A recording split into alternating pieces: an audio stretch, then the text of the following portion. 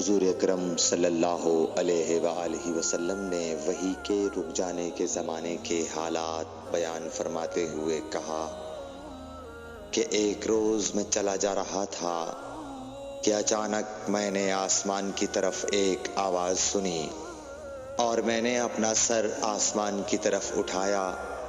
کیا دیکھتا ہوں کہ وہی فرشتہ جو میرے پاس غار حرا میں آیا تھا وہ آسمان و زمین کے بیچ میں ایک کرسی پر بیٹھا ہوا ہے۔ میں اس سے ڈر گیا اور گھر آنے پر میں نے پھر کمبل اوڑھنے کی خواہش ظاہر کی۔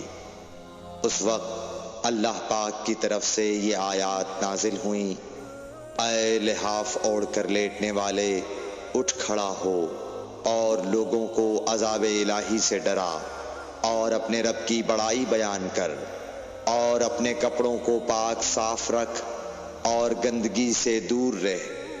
اس کے بعد وہی تیزی کے ساتھ پے در پے آنے لگی۔